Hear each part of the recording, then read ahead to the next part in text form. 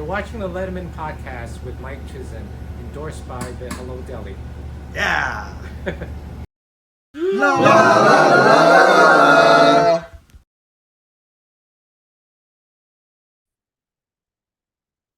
Welcome once again to the Letterman podcast with Mike Chisholm.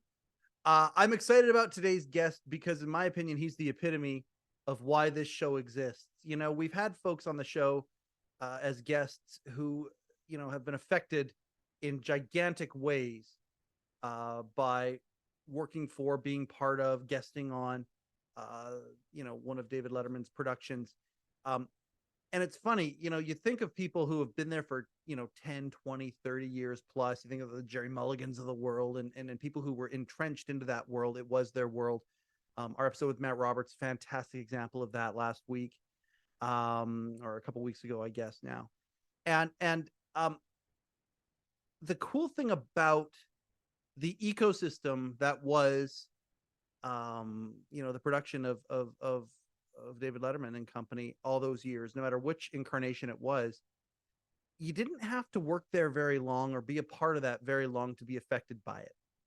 And that's something that I really do appreciate very much. The gentleman that we have on today has been in broadcasting now for decades and always wanted to be a broadcaster. He wanted to be a broadcaster because of David Letterman. Ended up going to New York from the South and going to New York, stranger in a strange land. This is a great story of about a stranger in a strange land in many respects. This gentleman's name is Tige Rodgers. Now, Tige can be heard every day on 98.5 The Bull as part of the morning show, the Tige and Daniel show. It's also they were syndicated on iHeartRadio and but at the end of the day, you know, their show has evolved and changed. They moved around with it. These guys have been broadcast partners for a long time and are extremely good at it. And you can actually hear him on Spotify and Apple. Their show is actually they've got a podcast out like many successful morning shows do, and just entertaining as all get out. And I just appreciate Tige's amazing skill as a broadcaster.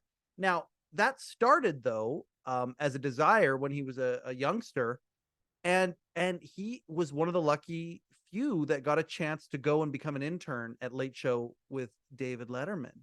And it affected his life to the point where it affects his life to this very, very day. And we had a fantastic conversation about some of the stories. I was saying to somebody who used to work for the show the other day, they said, "Oh yeah, who's the guest this week?" And I said, "His name's Tige Rodgers. He was an intern.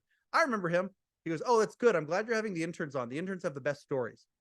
I loved hearing that because it's true. And it's, you know, these people who spent a cup of coffee or two in the production, they have these amazing stories, and many of their lives have been affected just as much, if not more, than you know, people who stayed there for a long period of time. And it's fascinating listening to them. I think about Andy Carson a few weeks ago. You know, he's been a broadcaster for well over 2 decades because he got the bug, you know, working for late night. Tige is exactly 100% in that same camp.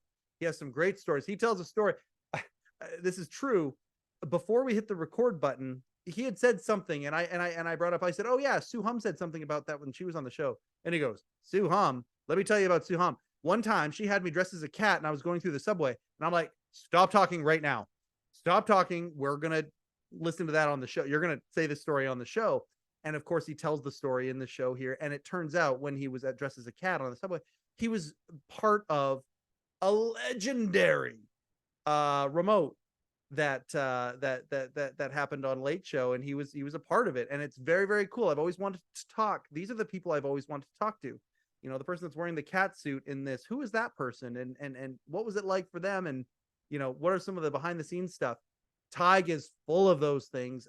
This is an amazing episode that talks about following your passion. If you can find a way to monetize your passion or make your passion part of a career, what that means for you, fulfillment, all of that beautiful crap, and much, much, much more. The Letterman podcast, obviously brought to you by the Hello Deli. Rupert still at this moment owns the deli. At the time of this recording, that's going to change soon. When it does change soon, we're going to announce it here. We're going to talk about the ins and outs and what's going to happen at that point.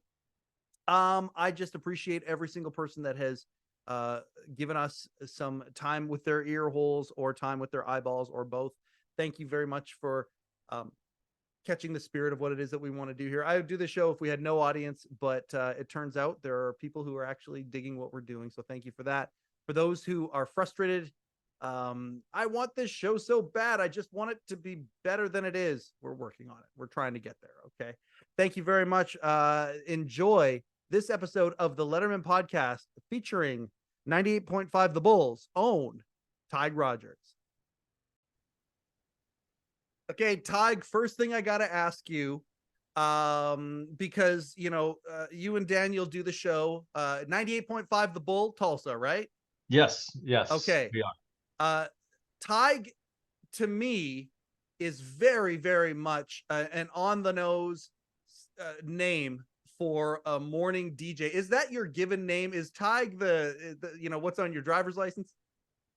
Early in my career, they said you got to change your name, but that's the name I was given. And they wanted me to go by like Tadpole or Turtle or some bullcrap. And I said, I'm not going to do that. I got to go to ribbon cuttings and stuff to, be in the community as a broadcaster.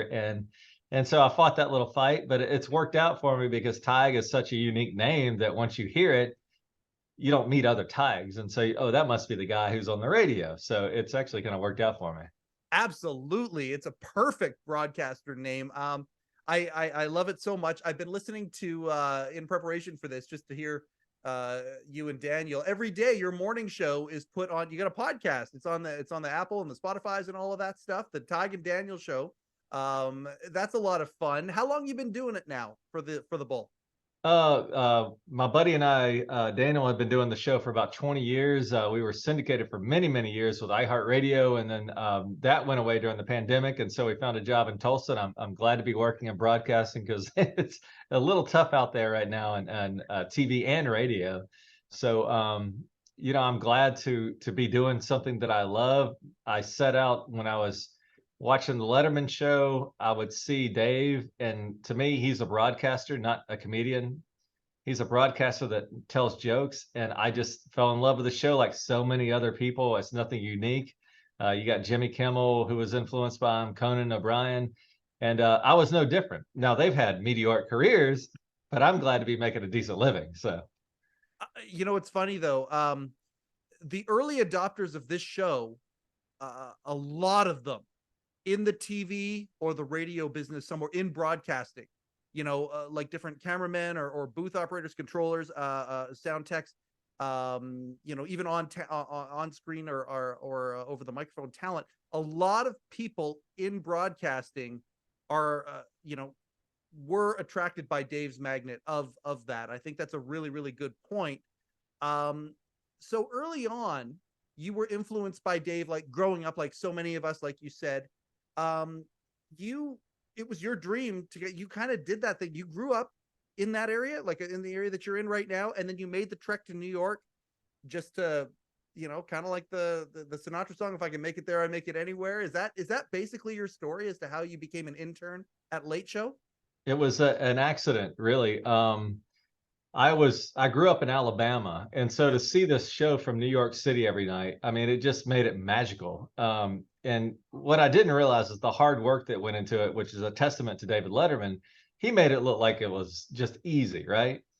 But there's all these people that work on the show, and day after day after day, and you get done with Monday's show and you're working on Tuesday's show and then Wednesday's show. It's just on and on and on. Yep. And I needed to have an internship to graduate from college at Auburn University, War Eagle, by the way.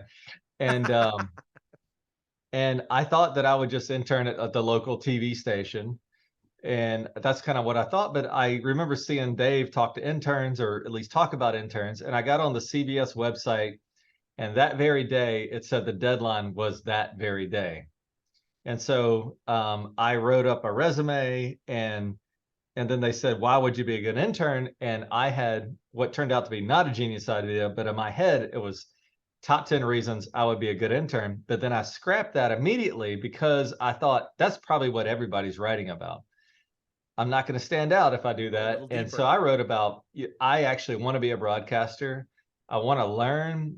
The Letterman show for me would be a learning lab. And the next day, Janice Panino, who was in charge of HR there, called me and said, "Would you fly up for an interview?" And then the rest is history. And so I didn't send the top 10 list. And one of my jobs there was opening the mail for Dave. And you had to read everything that came in, because if somebody wrote a 14-page letter, you had to read the whole thing in case there was like a threat in it. Right. So you couldn't just throw it away. Yep. And man, the interns that applied, they all wrote top 10 lists. So it was almost, you weren't unique suddenly. And so I'm glad I made that decision not to send in top 10 reasons I would be a good intern. So oh my God, that's it so worked cool. out. Oh, that gives me goosebumps right there. That you had that instinct to go with earnestness, and to go not just with earnestness, but the idea of wanting to further yourself to get into broadcasting. It was so, I love that. I'm trying to get Janice on here. I think I've got her convinced to come on here, because the stories that gal has, being in HR there, but a lot of folks have expressed sentiments about her, and oh, she changed my life. I mean, she gave me a shot when I really probably she could have chose other people, but she gave me a shot, and I'm forever grateful for that. I think it helped me in my career, just being able to put on the resume, Late Show with David Letterman. That at least got a conversation started with people, which is, breaking the ice, and it was perfect for me. And I appreciate everything she did for me and the Letterman show. So how old were you at the time when you got that call? I was probably 21 years old in college, needed an internship. Like I said, I thought I was just going to intern at the local TV station. And by the way, I got to point out that the people at the local TV station, they have these huge egos. They're in Montgomery, Alabama, and they're like, "I'm the news director in Montgomery." Meanwhile, I got to the Letterman show, and people couldn't have been nicer. Like, they didn't have this huge ego, at least the people that I was around. Yep.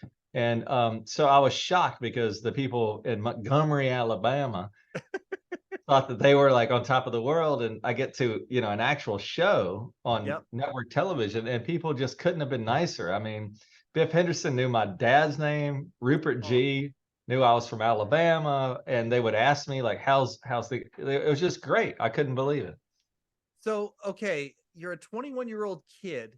You're in Alabama. You've, the magic of, I'm Western Canada here. I understand entirely what you're talking about. The magic that is out in New York, the greatest city in the world, as Alan Coulter would call it. And it just had this feeling that radiated from it. You're feeling that down there. You get the call that you're not going to be local. You're going to be going to New York City. How much did that upset the apple cart of the family and all of that stuff, going, okay, how are we going to pay for this? How are we going to make this happen? Was it seamless, or was there some hoops that had to be jumped through? Well, I was very fortunate. My sister already lived in the city, and so I was able to couch it the whole time. So, I mean, it just worked out for me. But I got to tell you that in small town Alabama, when they heard you're going to New York City to work for David Letterman, like the local school newspaper wanted to interview me. I mean, this was as if I was going to host the show. It was a big deal for a lot of people. And, I became, in a sense, like a tiny celebrity just based on me opening mail at the Letterman show. So it was a roller coaster, and I loved every second of it. And I appreciate the people that gave me the opportunity to build my broadcasting career. And I think it helped a lot. And so I owe a lot to the Letterman show and the people there that were very kind to me the whole way through. Yeah, and I mean, this sentiment of people who have also gone into broadcasting, regional broadcasting, all over the continent, who once had a brush with the show, either as an intern or maybe even a page, things like that. People who have done that, there a lot of folks have done that, and they talk about, even if they were there for a cup of coffee or two, how much they actually learned, and the things that the way that the experience hit them. I love that you're starting with this, man. How long were you in New York to kind of get a feel for the place before your first day? I flew up there October 15th, which was right after 9/11. So 9/11, happened in September. I was there October 15th for my first interview with the Letterman show. And then I permanently moved up there January 7. So it was several months after the attacks on America. And it was a wild time. And, I got to say that I think that and maybe I wasn't selected as an intern, but I think that the people that were, some of them backed off after that. And I kind of filled a void that maybe somebody had decided, I don't know if this is for me to go to New York, but I was raring to go. And when Janice Panino told me that I was selected, I said, I will be there. I had no idea how I was going to pay for the flight, but I said, Yep. I will be there. And my dad, I was lucky enough to have parents that helped me out, and then a sister that lived in the city. And it was just great. It just all worked out for me. What part of the city did you live in? She lived in a place called Stuyvesant Town, Okay. which is in Manhattan. And so it took me about 20 minutes on the subway to get to work every day. And it was just great. Yep, that's not bad. Okay, so you get the feel of the place. Talk to me a little bit about The Stranger in a Stranger. Had you been to New York before? Like to visit her or anything like that? Or was this your like literally, like out of a I don't know what kind of a movie where you're showing up with your, from the South with your couple of suitcases Podunk, looking around the Alabama big boy. city, like. Well, since my sister lived there, I had visited, but really, I feel bad about saying this, but I would go to see my sister, but really I was there to go to the Letterman show. And I went to several tapings of the Letterman show. Yep. I was there in 96 to a Letterman show, and I wore a suit to the show. And, but you have to be 16 to get in. And I had just turned 16, but I always looked about 12. And so they were like really like asking me like, are you sure you're 16? They wanted to make sure that I was of age.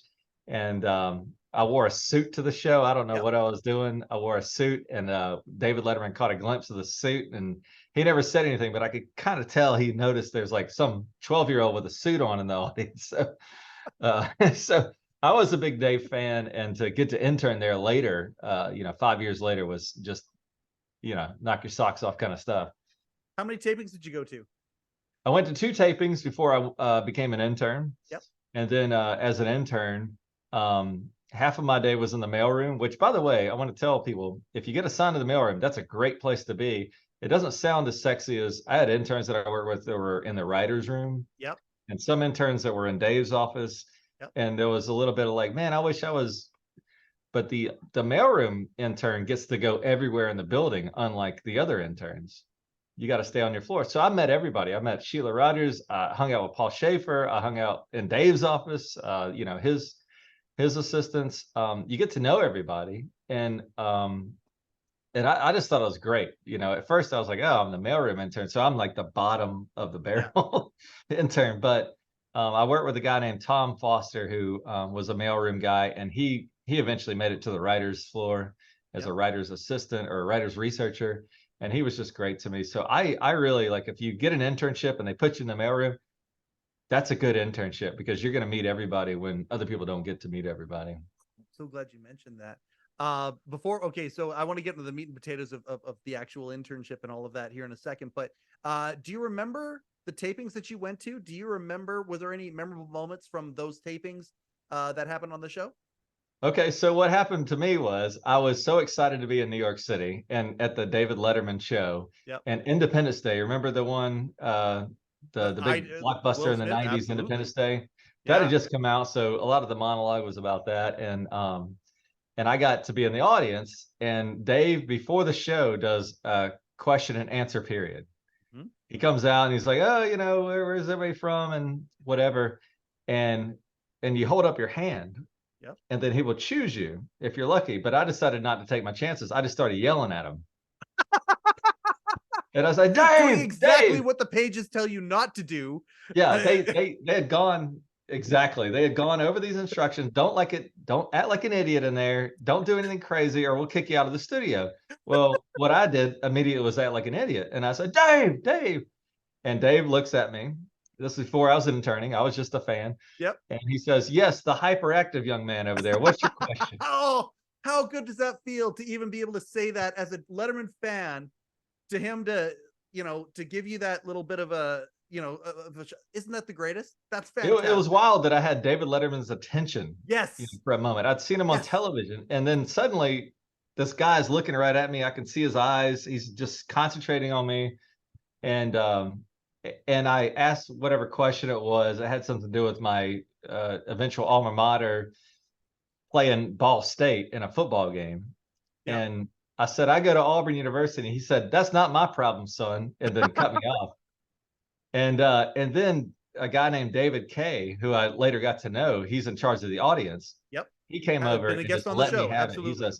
He said, I will kick you out of here. Don't make another move during the show. I will kick you out of here. And then later on, I got to know David Kay a little bit. So it was kind of Did you full tell him circle. that story? Yeah, I told him that story. I said, dude, you almost kicked me out about 4 years ago when I was 16. Oh, that's hilarious. I can't wait to send him that clip of this show. He's been on the show here and we're going to have him on again. So Yeah. that's going to be a lot of fun to He'll have remind no him of recollection of this, but it was a true story that he came up to me in the audience and said, we're about to kick you out, buddy. And then I got very quiet and I watched the shows. Oh, that's fantastic. That's not my problem. Oh, that's lovely. And so the Independence Day, and okay, that was the first time you went? I was 16 years old, and then I went a couple times later on in my later teens, and then eventually I ended up there and was able to see almost every show. Thank you so much, sis. Thank you so much for being in New York to give you that that experience, man. Fantastic. Okay, so I want to go back to your first day. So do you remember the first day? Do you remember going in, getting your pass, all of that stuff? I mean, I can imagine that's sort of seared in your mind. Yeah, I remember that very well. They put us all in a room. There's probably 12 interns, and they go over the ground rules. And you know, a lot of people hear about Hollywood and you're not supposed to talk to the actors and stuff, but I kind of got it because if Tom Cruise is in the green room and 300 people come up to him and bother him while he's trying to get ready, that's a problem. And so it was kind of stuff like, hey, man, make sure you don't talk to the actors unless they talk to you. That's fine. Mr. Letterman is a busy guy. Don't go in there and ask him about his weekend. But it made sense to me because he's got 200 employees. If everybody went up there and talked about what they did on Sunday, that would be a problem for a guy who's also running Worldwide Pants and trying to conduct a television show. Yep. So I remember that specifically. I'm not going to talk to David Letterman unless he speaks to me. And it wasn't an ego thing. It was just everybody who works knows that when somebody comes in your office, it's a distraction from what you're trying to accomplish that day. Doesn't matter if you're an accountant or whatever. So I got it. And but as my mailroom duties, which was the first half of my day, I would see Mr. Letterman, as I called him. And, you know, it's like a quick hi in the hallway and that kind of stuff. But I left him alone. So yeah. I followed the instructions. I understood the assignment. I love, you're not the first person that has come on here and expressed the sentiment that, okay, you know, people got it wrong. It's not that don't make eye contact with him. Don't like, that's not what it's about. It's not about him being, you know, egoic or whatever. It's a crazy busy environment. And I mean, with many gears and moving parts that need to intersect with each other at certain times, because 5:30 is coming and there's all sorts of stuff that needs to get done. It's a matter of necessity, not a matter of ego. And I love when people make that distinction. Okay, so first day, you were assigned to the mailroom on that day. Is it like, I mean, there's the orientation, I assume. Do you remember yes, any and, of the other some interns people that were there at the time? Did any of them end up staying with the show? There are several people that I work with that are much more successful than I was past our internship. I got a friend named Rima. She went on to be a booker for The Tonight Show with Jimmy Fallon. Wow. Dana Moreno, who went to work for NBC Universal. I'm kind of the black sheep, I guess. But you know, what are you talking about? I went into it to get into broadcasting. But there's a lot of people who interned there that wanted to get in television, not necessarily the broadcasting part, but the business part. Yeah. And they did quite well with their careers. And I think they owe a lot of that to the Letterman show. And so as much as we watched the show and thought it was fun, Dave in the background was also helping people with their careers, getting great experience. And they went on to do big things. But I worked in the mailroom for the first half of the day. And then I went down to the music room for the second half of the day. And I worked with a guy named Harvey Goldberg, who worked with the Rolling Stones, and he would tell me stories about Mick Jagger things. And so he's still at the Late Show with Stephen Colbert. He's the guy that every time a band's on, he mixes the music for the show. Yep. And so that was great. I mean, I loved it. I didn't really have much of a role down there. They're not going to let an intern operate equipment that's going to be on national television. However, I did assist however I could, which they were just very sweet to me and let me think I was doing something important, but really all I was doing was nothing. So, just trying Obviously to there's a help lot him. of music in your life now. Were you a music guy growing up? Like, was that something where you got stoked about it because, oh my God, I get to do this? Or did it just sort of evolve into that? No, I'm not a music guy, and people think that people who are on the radio are. Yeah. I'm a broadcast fan, and David Letterman is the one that kind of. So the music isn't as important to me as I like doing content, and I Yeah. like trying to entertain an audience. And to me, that I got the bug from David Letterman, to be Yeah. honest. And I owe him a lot of my career, to be honest, because I don't think I'd have been doing this. And I've had a nice career and a fun career. And when I saw him do it, I thought, man, maybe I could do this. Because everybody I saw on television before that was like, uh, Larry Hagman and all these good-looking dudes, and I'm like, That's a hey, great there's a pull. guy that's just like Larry me. Hagman. I love it. Yeah. Yeah, Tom Selleck was, had the show, and Yep. and then wait, there's a guy who's just being himself, and I go, man, if I can make a living at that, wow, that is slick. That's so great because I don't know if I should say this out loud or not. We're gonna have a legendary broadcaster come on, somebody who Dave wrote a letter to before when he was still in Indianapolis, and I just love how Dave was inspired by other broadcasters, and then that moved on to people in our generation, and people changed their lives because of that. I never had that moment, but I'm a financial advisor by trade, and I always knew that was in me too because of Dave and because of other broadcasters that I admired very, very much. I'm Canada, Ron McLean up here in Canada, and different broadcasters around the world. But I didn't grow up in a place where I was, encouraged to go chase that dream, but it was always there. And then when podcasting showed up and kind of everything kind of opened up, I can completely identify with what you're talking about, because when you're doing this, just being yourself conversationally, or if you're trying to be witty or trying to throw some stuff out there, be entertaining, the only way I can describe it is like a musician being in the zone. If they're doing a solo of some sort or whatever, and they're being in the zone, that's kind of what it feels like. It's magical, isn't it? It's fantastic, and I've learned a lot along the way, and I think David Letterman had picked this up. But if you're just yourself, man, it's better than faking it.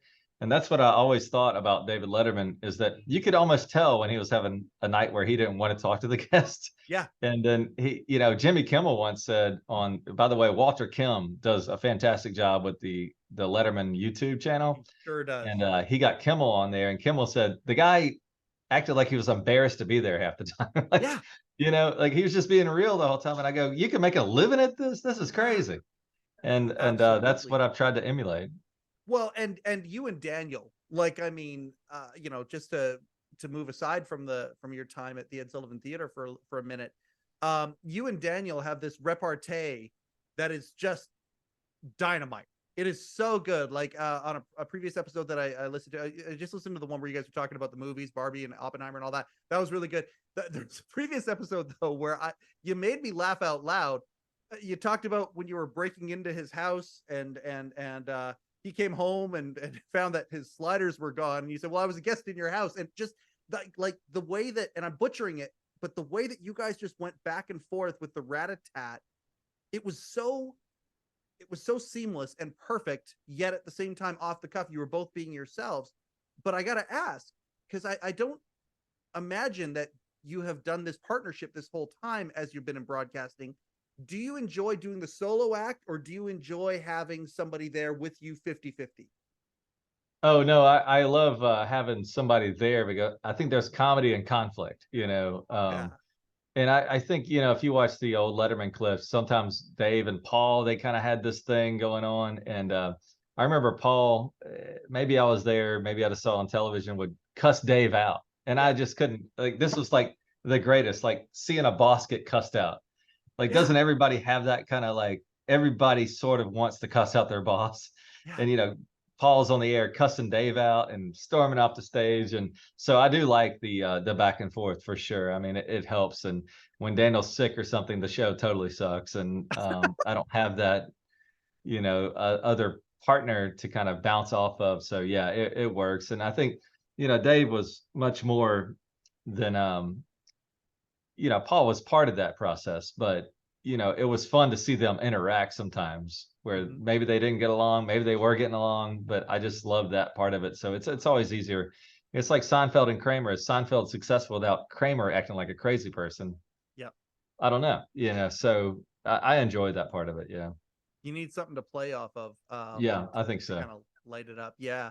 I just I want to go back to when you were working with Harvey for a second here. So the second half of the day, so you do your mailroom duties, and then you end up going to work with Harvey. Is that during the rehearsal for the musical act? Yes, you'd and be working with him? yeah, so I would go down there during the rehearsal. The bands would come in, and the thing about the Ed Sullivan Theater is it's not the most advanced soundstage there has ever been. Like Jay Leno did his in a soundstage in Burbank, but this was an actual theater that was retrofitted for television. And so a lot of times the acts, I'll just throw out an example, Willie Nelson or something, they would go rehearse and then they'd want to come down to the music room to listen to it, to see how the acoustics sounded. And so a lot of times I would be down there watching rehearsal, and then the acts would come down and listen to the playback to see if they needed to change anything about their performance. And so that was fun. And I got to meet, or at least look at people. Again, they told us not to talk to the celebrities. So I would just look at Bonnie Raitt, who was 3 feet from me. But, it was a great time. And Harvey Goldberg was completely nice to me. I want to reiterate this, that the people in Montgomery, Alabama, all kind of jackasses.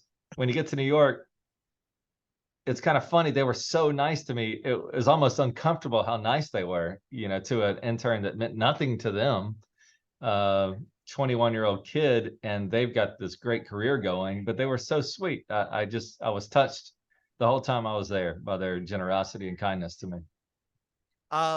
Okay, so you mentioned Bonnie Raitt, Willie Nelson. Okay, let's go through a bit of a list of people that you saw 3 feet in front of you that you dared not talk to. Who are some of the folks that were memorable that came down there? Well, if you want a not music related one, I've got one for you if you'd like. Sure. Hey, I'll take whatever you got. So at the Late Show with David Letterman, they had what I'll call Green Room A. Green Room is where they put the celebrities, right? Yep. And then there was Green Room B, that was like the lesser green room of the two. And Green Room B happened to just be where I was in the music room right next door. Yep. And so let's just say Tom Hanks was on the show. He's in Green Room A. Yep. But if they had an Olympic gold medalist, that's Green Room B guy. Yep. So there they are. One night, Buzz Aldrin came on the show. And I can't remember who the main guest was, but it was somebody super famous, John Travolta or somebody. But they put Buzz Aldrin in the Green Room B. And I'm looking over at Buzz Aldrin, second guy on the moon, and going, I know I'm not supposed to talk to him. However, it is Buzz Aldrin. Am I willing to risk it? And so as an intern, I pretended like I needed to change the trash out. And so I walked into the Green Room B, as I call it, and I pretended like it was full and grabbed a liner, and I watched Buzz Aldrin eat a chocolate chip cookie. And that's my claim to fame at the Late Show with David Letterman. And didn't say a word to him. I don't think if there was, it was just a hey. I didn't talk to him about the moon. I just was like, hey, how you doing? And I said, man, I just saw Buzz Aldrin eat a chocolate chip cookie. So who's ever done that? Oh, those God, when they would send him out in his in the astronaut suit to award ceremonies and things like that, that is some of the funniest stuff I've ever seen. Yeah, he would and when I met him, he was dressed in an astronaut outfit because he was doing a bit for the show. So I met Buzz Aldrin dressed as an astronaut. But I remember he would go out and go to the red carpet, Buzz Aldrin would, and he would ask them a question and say like, oh, what's it like to win an Emmy or something? They say it's great. And he'd go, I went to the moon. He'd try to one up. That's all he would say. I went to the moon. Like, you got an Emmy, but I went to the moon. So it was a great time with meeting him, even though I was changing the trash, but at least I got to see him. Yeah. Oh, this is good stuff. Some of the other people that you got to see, you got to see Biff. You talk about that. You got to see Pat Farmer. You got to see Kenny. You got to see some of these people that you watched on TV for so long. And then you had the experience of how nice they all were. it must have felt, but at the same time, not getting paid, and learning these things, like lots of good stuff, but then at the same time, also knowing it's kind of temporary. Um, it must have been surreal for you. It must have been a surreal time. It was stunning. I remember one time that we had what they call in television a dark week, which Yep. meant that we weren't doing shows that week, but we still came to work. And I remember walking down to the stage where the show was done on the ground level, and I remember seeing David Letterman didn't have a star. Like a lot of people when they do their monologue, they look for this little mark to stand The on so the marker, yeah. cameras are good. He had a circle, and I went out there and just stood on that circle and just looked out there and said, "This is where it all is." It was crazy, but to your point about how nice people were, I developed a friendship with Tony Mendez, who he was, it was the cue card guy, and he was so funny to me because he was the only guy in the building that could tell David Letterman to fuck off. Yeah. They had this relationship, and I love the disparity of the host of this network television and the cue card guy telling him to get lost. Yep. And yelling at him and complaining with him. And I just love that. And Tony Mendez, who we just lost recently, was very kind to me. And he did a show called The Tony Mendez Show, Yes. which was an internet show that they recorded after Dave got off the air. And usually Dave had slipped into his jogging pants by then and a t-shirt. And Tony Mendez said, "Tige, if you ever have any ideas for this show, let me know, because I'm doing 5 of these a week, and it's getting kind of." And so I had an idea where it's so stupid, but they used to send flowers to the show all the time. I don't know why they've got flowers all the time, and it might have been because a guest came on the show and they were sending them flowers or whatever. Yep. But there was just flowers everywhere, it seemed like to me. And I said, "Tony, one night on the Tony Mendez Show, why don't you act like you're thirsty? Remove the flowers from a vase and just drink it in front of Dave." And he's like, "I'm going to do that tonight." And he did it. And the next day I saw the Tony Mendez Show and Dave laughed his ass off. So I was like, I finally made it, man. I made David Letterman laugh. And so, yeah, people are just completely nice. Pat Farmer, Biff Henderson, Sue Hum, who you've had on the show before, I think. Yep. I just couldn't believe how nice people were to me, because you grow up in Alabama and you get this idea that if you fall down on the street in New York City, no one will help you. I found that to be the opposite. Yes. And it was a great time in my life, and I'm so appreciative of it. You mentioned Sue Hum before we hit the record button. I said something about it just offhand. Yeah, like when we had Sue Hum on the show, and I'm just gonna say from there. How did you respond to that, and what's the story? We had Sue Hum on the show before.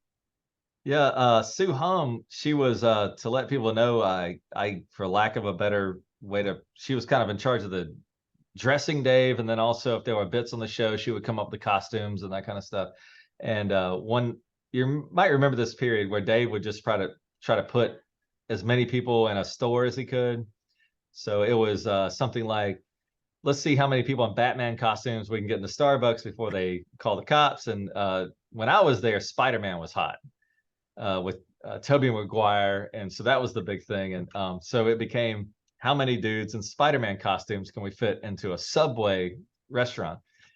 But the joke was, after like 13 people, they ran out of Spider-Man costumes. Yeah. So they put me in a pink cat uniform, and Sue Hum did that. And I said, is this for real? And they're putting makeup on me to make me, because I was supposed to be from the cast of Cats, I guess. And they put us in the Subway restaurant, and eventually cops came and they told us to get lost. And I remember this lady came up to me when I was walking back to the Ed Sullivan Theater from the Subway. She goes, "Sir, why are you dressed as a cat?" I said, "Well, I was just on the David Letterman show." And she goes, "Yeah, right." But I really had been. I guess she thought I was just a crazy person dressed as a pink cat. But it was Sue Hum did all that. She did a fantastic job with all that stuff all the time.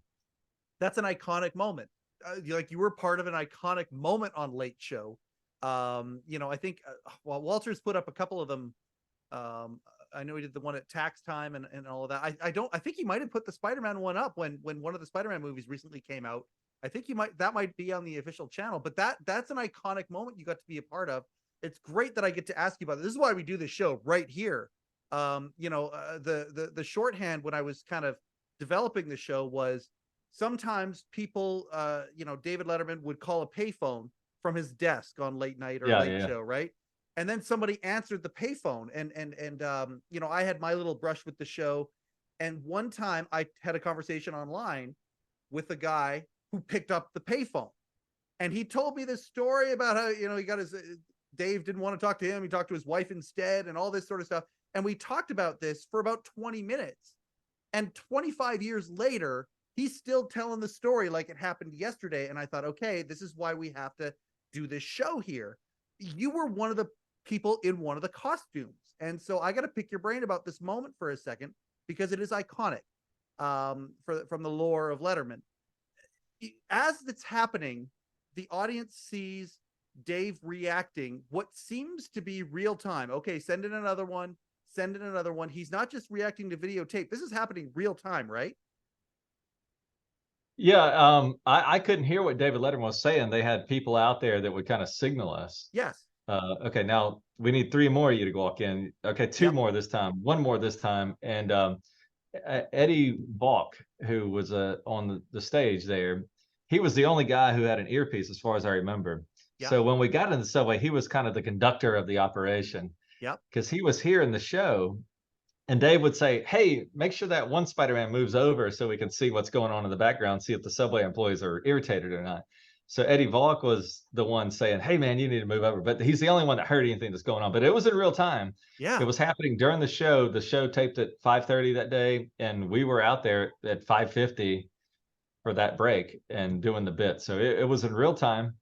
And the show ended in real time at 6:30. So had it been a disaster, it would have been, had it not worked, it just would have been on television tonight, but it worked,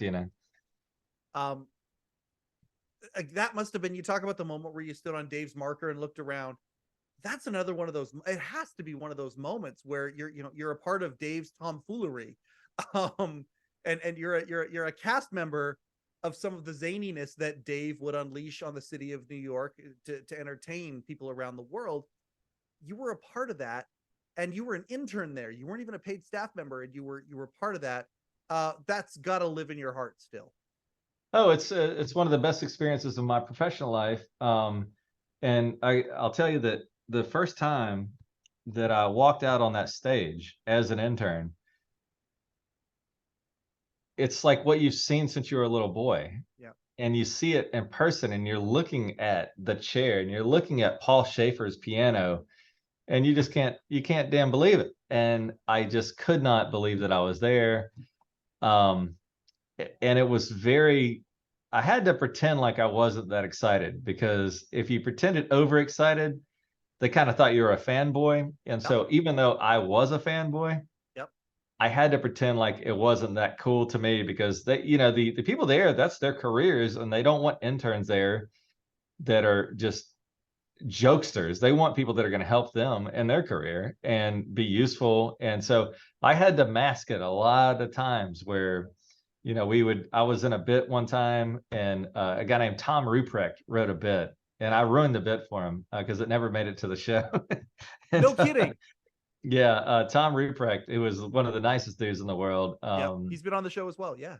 Yeah, he's wonderful. And he wrote this was Spider-Man era, and he wrote a skit for the CBS mailbag that was, Dave, how do you get people to come to your show? And he said, I'll show you. And the bit was that they had changed the marquee outside. Instead of saying Late Show with David Letterman, they put up, this is Spider-Man movie. So people came in thinking it was Spider-Man, and that's how they tricked people to come into the show. And I was the one guy who said, how come outside it says Spider-Man, but it looks like it's the Late Show with David Letterman? And he goes, don't worry, it's Spider-Man, just go sit down. But I suck at acting. I'm like the worst. And I apologized to Tommy Ruprecht after that. I said, man, because Dave would watch the skits, in his office and decide which made it and which didn't, and mine got cut. And I apologized to Tom. I was like, man, I think I blew that because I sucked at acting. And so, that never made it. I'm sure it's somewhere on tape. I haven't seen it in 20 years, but you call your parents, you're like, I think I'm going to be on the show tonight, and then it doesn't make the cut. There's a lot of that.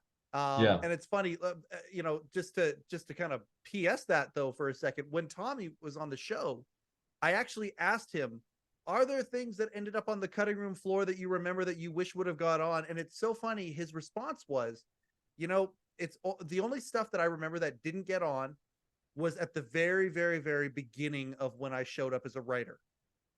Because after that, you just immediately learn the skill that some things make it and some things don't, but you got to keep going because, like you said, there's another show tomorrow. There's another show. There's another show. We got to just keep rolling with it. So he goes, I'm sure, and I might be combining him with one of the other writers as well, but the sentiment was, I'm certain that there is lots of stuff that was on the cutting room floor, but I don't have any attachment to it, which I thought was that was really, really insightful. I don't know who's got them. If it's Walter, I know Rick Sheckman, who just recently passed, had a lot of stuff that was cut or never aired. Jay Johnson probably has some, I would think, although he's working for Seth now. But I mean, I keep trying to bug them as respectfully as I can. I think that there's a lot of gold. I'm the guy who, when I buy a DVD, I'll go watch the commentary first or the deleted scenes first. I just love that stuff. Yeah. And I think there's probably a lot of gold in there, in the vaults, and it would be really, really cool to curate some of that stuff and release some of it, I think. Yeah, I mean, I'm sure there is. I mean, I used to see on the monitors where they were doing bits, and then you would never see it on the show. I mean, I specifically remember one time there was a bit with a cab that cost $2,000 an hour because you have to have a TV cab. Yeah. You can't just have a cab. It's got to be like no license plate and whatever. And it sat out there, and it's like $2,000 an hour, and then it didn't make it to the show. So there's a lot of stuff out there that never made it on the show. Just as a guilty pleasure for me personally, I wonder about all of the Alan Coulter stuff that didn't make the show. I loved Alan Coulter so much. Like, I love the stuff they got him to do. He executed it flawlessly, and just had no problem to make himself look like a buffoon in any arena, and he was just so good. I just imagine how much Alan Coulter stuff is sitting in this vault, and how much fun it would be to get some of these things out. Any other bits that you were a part of back in the day?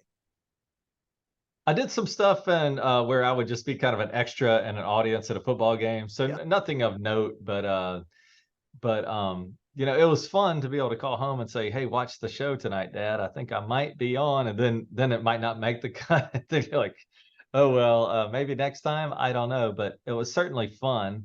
And Alan Coulter was just he was a genius. He played that role and it was another episode or example to me of a subordinate talking to the boss the way that he did. And I think people love that, for him to talk. He said he looked like a duck face and called him an SOB all the time on their air. It was just so fun to see Alan Coulter. And later on in my career, when I got one of my first radio shows, Alan Coulter did what we call liners, but basically he would say, he cut these for me and said, "This is Alan Coulter, and you're listening to Tige and Daniel." And he didn't have to do that. I mean, he's a professional voice actor and he would just do that kind of stuff for us. And so he was a wonderful person. And I thought his deadpan delivery and talking truth to power to Dave, even if it was just silliness, it was just so fun to see how Alan Coulter really played that role really, really well.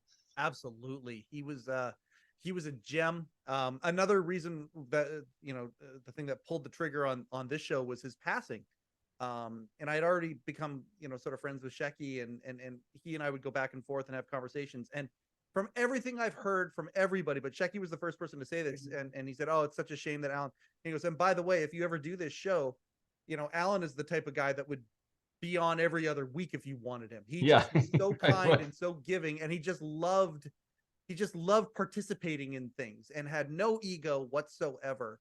That is really cool. I remember that Alan did that for you. Do you still have them, like the MP3 of that, or do you have the? Yeah, they're there. They exist. And I remember specifically coming to work, and Alan Coulter picking out apples at the produce stand right around the corner. He didn't think of himself as famous. And, when people walked up to him, he was almost surprised. He just didn't, it didn't calculate to him. But he was a big part of that show in a lot of ways. And he did Campaign 2000, where like almost every night he was on television, on national television, and then he'd go out and look at an apple and was surprised when people came up to him. He's that kind of guy. He didn't think of people as famous. I don't know what to say about it, but he was just wonderful to me.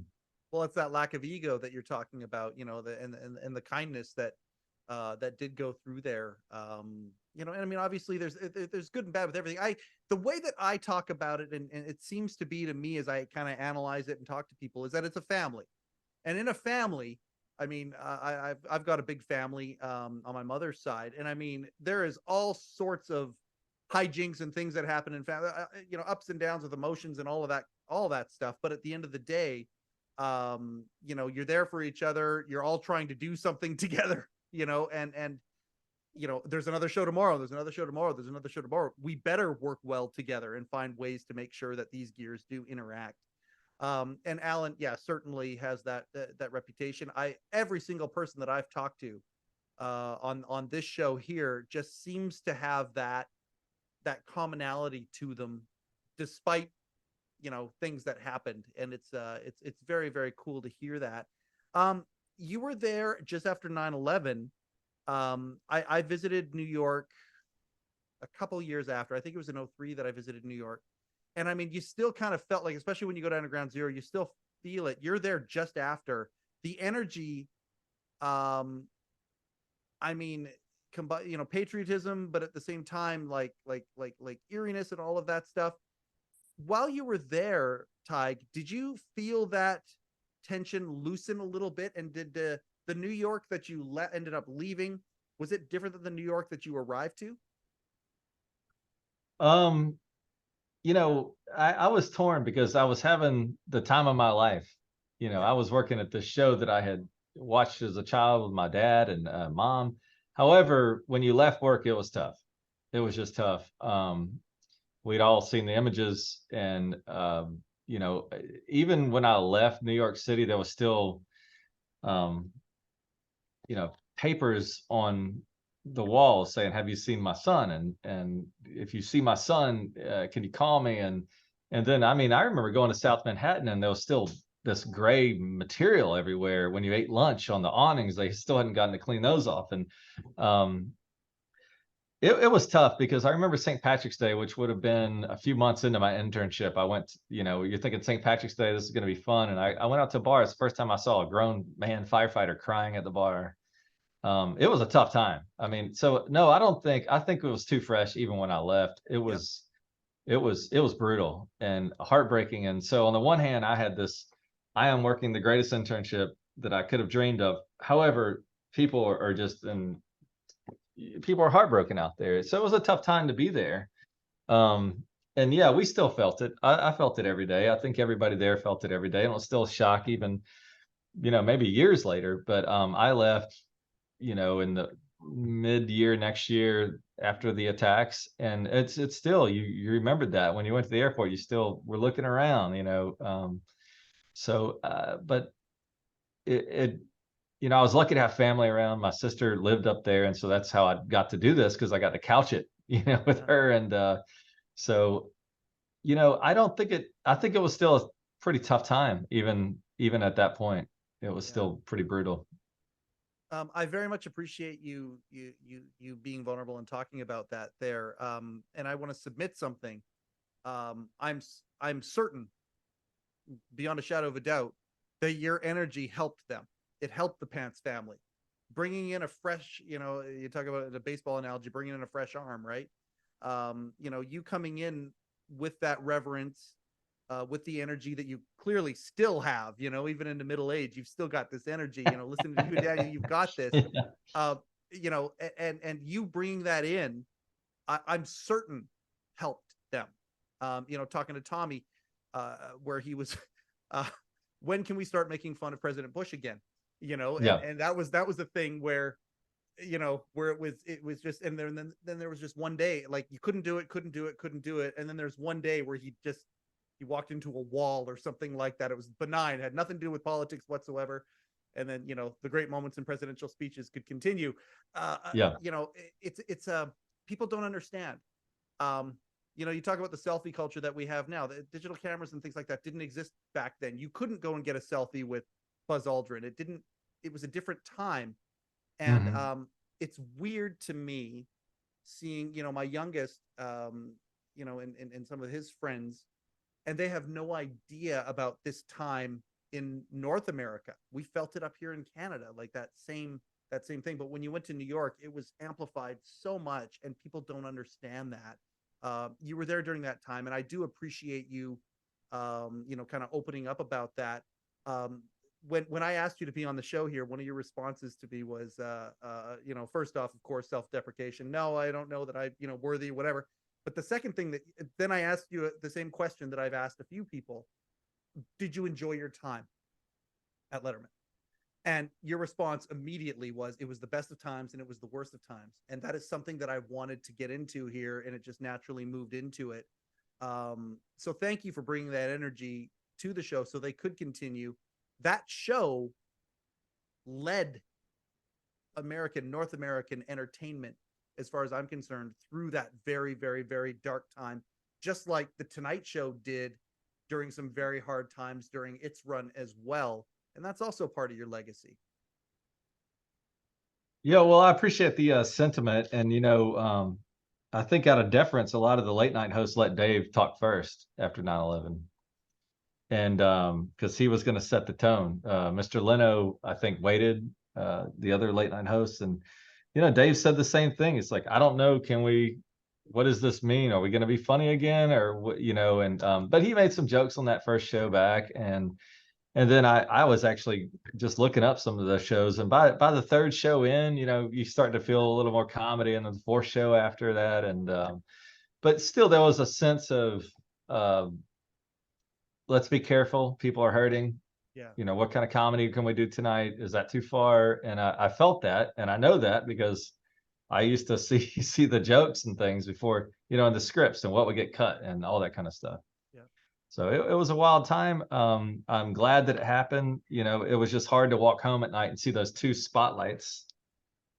You know, they used to put the towers up with spotlights like that. And, you know, you're having like the greatest day ever. And then you realize, man, people are having the worst day ever, you know. So it was a, you know, weird time, but I'm glad I got to do it. And David Letterman handled it. I don't think anybody could have gotten back on television the way he did and handled it the way he did. Absolutely. He did a brilliant job. The tagline for this, or the mission statement of our show, is we celebrate the greatest body of broadcasting work in history, and that, you know, that's our mission statement, and that is exactly right. He's the greatest broadcaster of all time, in good times. Oh, I think so. You know, and for Yeah. Gen Xers, like he is. I've said this too. I've said this all my years growing up. I say this to my dad, and it drives him nuts. David Letterman is my Walter Cronkite. I say that to my dad. He's like, what? And like, it almost like he understands it now, but when I would say that growing up, he didn't understand what it was like to be a Gen Xer, how we needed some of that cynicism, we needed the commentary, we needed the you know, but at the same time, when something big like this would happen, the leadership as well. And I love when Dave talks about how, you know, about bravery, and it's just as good to pretend that you're brave, I remember that. Yeah. even if you're still feeling fear. And to me, that's leadership, and he shows that. And again, if I ever have the opportunity to talk to him, you know, I'm certain he would downplay it, but it's real, and he did, and does to this day. Like, I mean, I don't know if you're we didn't talk about this beforehand, but I mean, I watched his interview with, he just got nominated for an Emmy. Congratulations to Dave and Tom and the whole crew there, for his interview with President Zelensky. And yeah, I saw that. absolutely, he's Mike Wallace combined with Johnny Carson. Like, he's not Johnny Carson. He's out of the shadow. He's David Letterman. And I'm still to this day so grateful for the output that he is enriching our culture with. Yeah, David Letterman is one of the biggest broadcasters television has ever created, and really he created himself. But I always thought he was a broadcaster. When I watched Jay Leno, I felt like I was watching a performer that happened to be on television. David, to me, was backwards. He's a broadcaster telling jokes, And I just love that broadcasting sense he had. And it's kind of funny to think the guy who used to put a camera on a monkey would be the guy that get us through 9/11 too, but he did it. That's the kind of broadcaster he is. He's just great. And he inspired my career, and I'm forever grateful. And and there was times in I think a lot of people's lives where things weren't great for them personally, but every night David Letterman was on, and it was kind of if everything in your life was coming unraveled, the one constant you could count on was that this guy was going to be on TV, and he could get you through things. And I know that he probably embarrassed about that, but I really do believe that, because I've got buddies, we're all in our 40s now, but they the same thing when they're 13 years old, a tough time of your life, and then but boom, there's this constant every night at 11:30 or 10:30, or depending on what network he's on, he was there, and that was kind of a, I don't know, source of comfort for me. And plus he was wildly hilarious, and almost he related to me because I was a teenager and he acted like a teenager sometimes, on television. So it When I was was a great. child and I saw the early antics on late night before I would sneak up and watch TV. We had one TV in the house. That was it. It was the old tube TV, and I would turn it on and I would be like this far from it because I didn't want my parents to wake up. And the draw of it was, adults are allowed to act this way. Are you kidding me? Like, this is phenomenal. And it feels like you're extending your childhood. It's almost like permission to extend your childhood into those years. The sentiment you talked about, I know Dave understands it, because if you think about, if you go back to in 05 when Mr. Carson passed away, Dave's tribute show to him, he talked about that. He talked about how Johnny Carson tucked you in at night every night.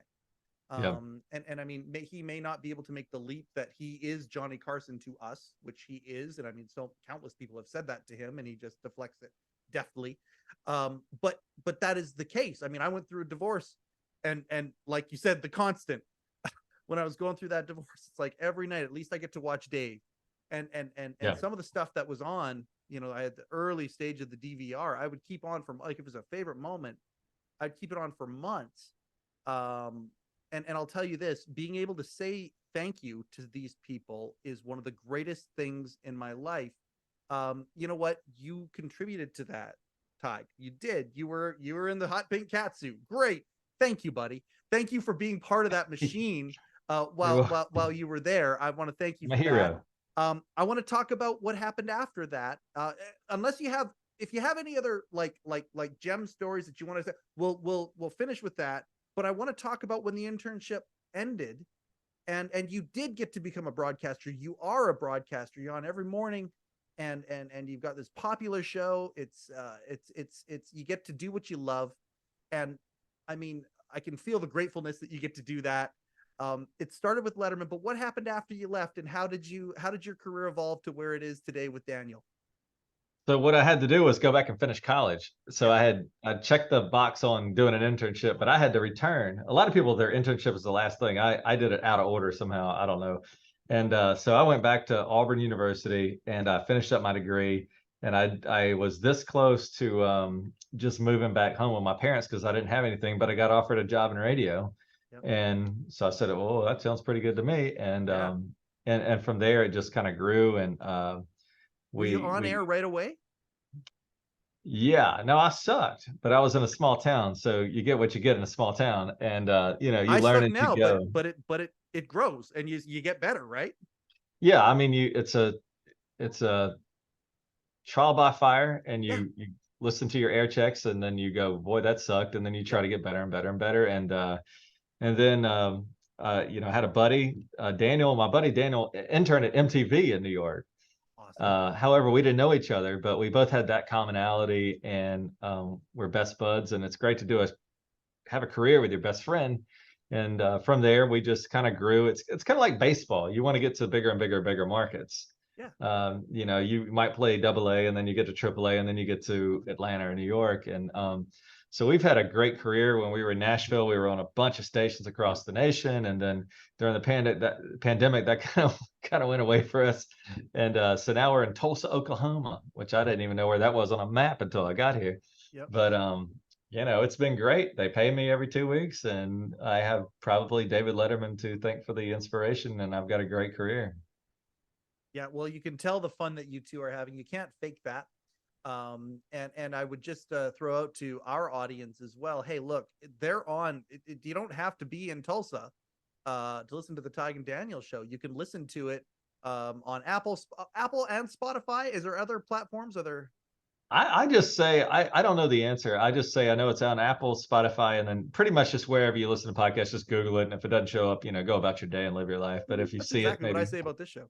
That's you exactly click it. what I say. I know we're on the Apples and the Spotify's, and I think other places too. But It's somewhere Clubhouse is out there. great. Yeah. But for people who are out there, if you want to, if you're looking for some content, you don't know, go to the show and listen to it. It is really, really, really good. The music's not in there. It's just the banter back and forth between Tige and Daniel, and it's so natural and fun, and just it's a really, really it's just a fun show, and I really love how you guys get to do this, and you get paid every 2 weeks to do that, which again doesn't seem legal when you love That's doing something ridiculous. like that so much, does it? It's ridiculous, and we're very blessed. And I think the Letterman show, just having that line on my resume, at least got people's attention, and I think it's helped us out a lot. And it's at least a conversation starter, whereas a lot of resumes come in and they just kind of fall by the wayside. I think the David Letterman show helped us along just to at least get a call back, and that's been great for us. And I appreciate the people that are so kind to us in New York, Mr. Letterman, who I only had a couple run-ins with, but I appreciate him too. It was great. Oh, that's awesome. Well, this is a love letter to that's what the show is. It's a love letter to what everybody at Pants Land has done, and you certainly feel that way. The echoes are reverberating very, very well. I'm going to put out one more thing before we shut the recorder off.